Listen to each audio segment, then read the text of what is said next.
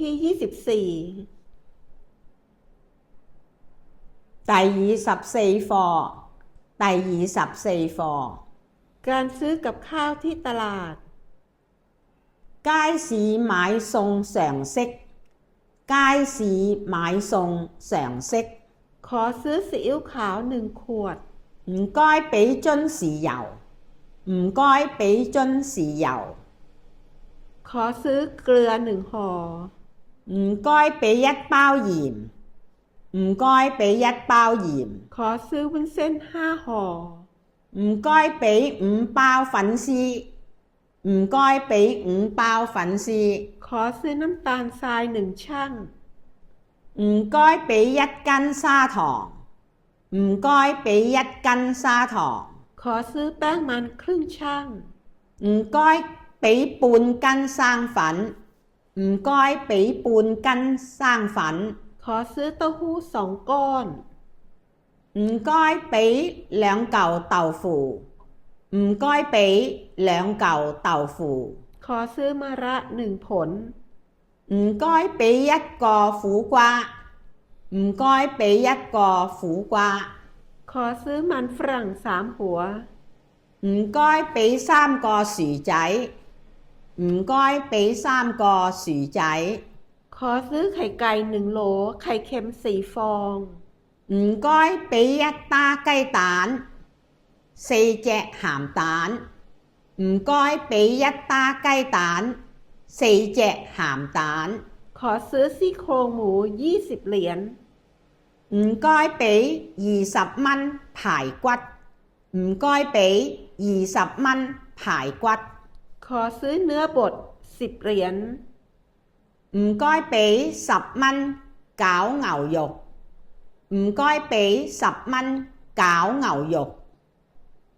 ขอซื้อข้าวมันไก่1 กล่อง唔該俾1盒油雞飯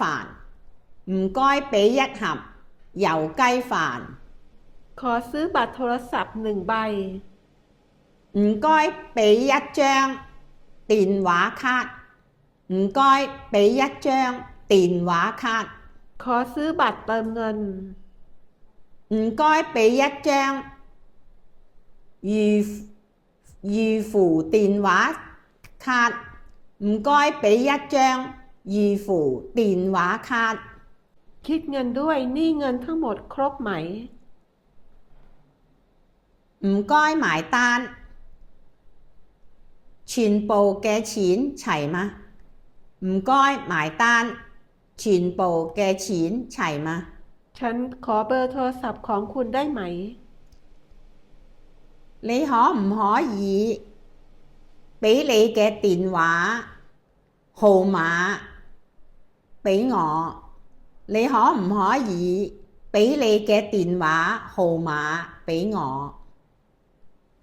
นี่เบอร์โทรศัพท์ของฉัน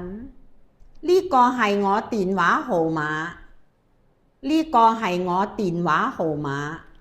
อีเมลของคุณคืออะไร你嘅電郵係乜嘢你嘅電郵係乜嘢นี่คืออีเมลของฉัน呢個係我嘅電郵地址呢個係我嘅電郵地址ฉันจะเปิดปิดคอมพิวเตอร์อย่างไร我點樣開關電腦我點樣開關電腦ที่นี่ใช้อินเทอร์เน็ตได้หรือไม่呢度可唔可以上網呢度可唔可以上網ฉันจะต่ออินเทอร์เน็ตได้อย่างไร我點樣上網我點樣上網รหัส Wi-Fi คืออะไร無線網絡嘅密碼係乜嘢無線網絡嘅密碼係乜嘢ที่นี่ใช้ Wi-Fi ได้ฟรีหรือไม่無線網絡係唔係免費㗎無線網絡係唔係免費㗎คุณส่งข้อความถึงฉันด้วยนะ唔該你發短信俾我唔該你發短信俾我ฉันจะส่งข้อความถึงคุณ 我會發短信俾你，我會發短信俾你。ขอให้คุณช่วยแนะน你可唔可以介紹？你可唔可以介紹？ำ ฉันจะเพิ่มคุณเป็นเพื่อน 我想加你做朋友，我想加你做朋友。ชื่อผู้ใช้ ชื่อว่าอะไร 你個用戶名係乜嘢？你個用戶名係乜嘢？รหัสส่วนตัว 個人密碼，個人密碼。คุณมีเครื่องสแกนไหม 你有冇掃描器？你有冇掃描器？เสียบปลั๊กช่วยฉันชาร์จแล็ปท็อป iPhone iPad 插電，幫我攞手提電腦、iPhone、iPad 充電。插電，幫我攞手提電腦、iPhone、iPad 充電。จดบทที่